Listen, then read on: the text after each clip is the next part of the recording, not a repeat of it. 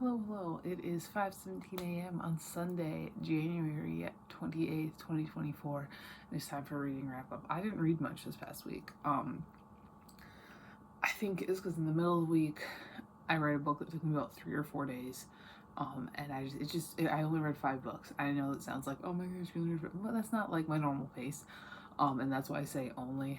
Let's get into it. First up, the first book that I read Killing Spree by Kevin O'Brien. And so this is about this author who isn't doing very well. Her husband disappeared a while ago. She's trying to raise her son, who's like 14-year-old son. By the way, his age is pretty frequently like messed around with in this book. Like at the beginning, they talk about how 2 years ago, his dad disappeared when he was 10. Like, okay, so he's 12. And then it's 4 years ago his dad disappeared when he was 10. Like, okay, he's 14. And there's more evidence pointing towards 14 than 12, so I'm saying he's 14. Anyway, she's trying to raise his son, and then there are these murders that start happening, and she realizes that they are all like murders that happen in her books, and so she's really like trying to figure that out. Her son's getting bullied because he's gay, and everything is just kind of going poorly for her. There's a lot of fun like twists and turns and red herrings and everything. I really like Kevin O'Brien's thrillers. I think that they're not like technically very good. There are a lot of issues with them, but I think that they're fun. And they're very quick. I read this in a day.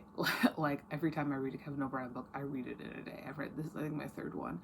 And it's a good time. I enjoyed them. I give it 4 out of 5 stars.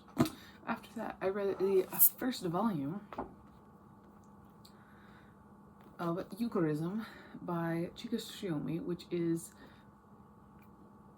interesting. So this is a manga series about this young man who is a author, and he writes historical fiction, and he has written so many books for being like 17 years old. Like, it's insane. And this is all because he is remembering his past life as basically a courtesan, a female courtesan. And this series does play around a little bit with gender, which is kind of interesting. It's only a 4-book series. Like I read book 4 first, and then I decided I wanted to read all of it. Yeah, no, the art is pretty typical of the time period. It's a good time. I think it's really interesting how it's exploring the relationships and the gender dynamics and all that stuff. I'm gonna give it 4 out of 5 stars. After that, I read probably my favorite book of the week. It's the one that took me the longest. That is The Book of Lost Things by John Connolly. And this book has been around for a while, and people talk about it a lot, but I don't think anybody, like, I know I've seen it around a lot, but I don't think I've ever heard anybody like actually like talk about it. The Book of Lost Things takes place during World War II, and it follows this little boy, David, and his mother has just died, and his father has just remarried and moved David and this woman out to this woman's like farmhouse because they're trying to get out of London because of the Blitz and everything. And David feels like he's being replaced because they've got a new baby, and everything is just like awful. He hates it, and he ends up falling into like this fairy tale world, and he has to kind of figure out how to be a strong adult human being. And he's 12. He does not like being an adult, but he's figuring out how to grow up and how to like accept that things do change and everything. And I'm gonna say, if I had not been finishing this book when I was in a room full of 5th graders during a reading time, I would have been bawling my fucking eyes out. Like, this book was so good. It was so good. Like, I think it's been my favorite book of the year so far. Like, it is so good, and I can't like, I don't think I can stress how emotional this was and just how hard this was to get through sometimes. And no, it was definitely worth it. The writing was pretty beautiful. It was very fairy tale-esque. It just talked a lot about, delved into some little fairy tales and stuff like that, as well as stuff like Child Roll Into the Dark Tower came, which, as a tower junkie, I cannot help but relate to the Dark Tower. And I think in the end there's like a little discussion with the author, and he does mention the Dark Tower series, and I'm like, yeah, that's what I was thinking about the whole time that he was hanging out with Roland. I do think it's interesting how both versions of this both modern fantasy versions of this child Roland are just so goddamn single-minded. But it's for kind of different reasons. I don't know. I give 5 out of 5 stars. I really enjoyed it. After that, I finished one of the books I was reading with one of my 5th grade groups. That is Slacker by Gordon Korman. This is fine. I think I read 3 Gordon Korman books since the school year started, and I think this one's probably my least favorite. I think The Fort was the best, and The Fort, War Stories, and then Slacker follows this kid named Cameron Boxer, and he only likes video games, and he one day almost burns his fucking house down because he's playing video games instead of taking the baked ziti out of the oven. And so then he has to prove that he can do something other than video games to his parents, and so he decides, I'm going to start a fake club. Then the fake club turns into a real club. It's okay. It's okay.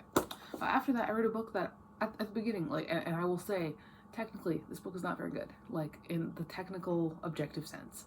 The more I read it, though, the more I liked it. I'm gonna say, like, when I first started reading it, I was like, this is probably a 2-star. And then I got, like, halfway through it, I was like, this is probably a 3-star. And then I got to the end, I'm like, okay, it's a 4-star. And that is a book I won from Goodreads years ago. That's Good Cop, Bad Cop by Sallie Moppert. So, this is a indie book. It follows this kid named Sam. And he ends up, he's from a bad home, and his mother ends up getting beaten into a coma by his stepfather, and he ends up getting put in the foster system and getting taken care of by the cop that helped him on that night. And then he becomes a cop himself, and it's really told in like these little short stories almost. Like it's not like a cohesive one story, like we see little snippets here and there. I mean, it was, like I said, like, it was really charming, and it was really intriguing and interesting, and it's a long book, and it didn't take me very long at all. And it kind of follows him growing up and how things have gotten worse and how things are bad. And I will say, I will admit that a lot of this is really cheesy. There's a lot of really cheesy subplots, but it's really charming. I gave it 4 out of 5 stars. Like I said, at the beginning, I was like, this is a 2 for sure. And then I got to the middle, like, okay, maybe 3. And I got to the end, I was like, no, fuck it, 4 stars. You know, it's not perfect, but it's charming and it's fun. Currently, I am reading Some Shall Break by Ellie Marney. I am behind on my reading challenge because of this week.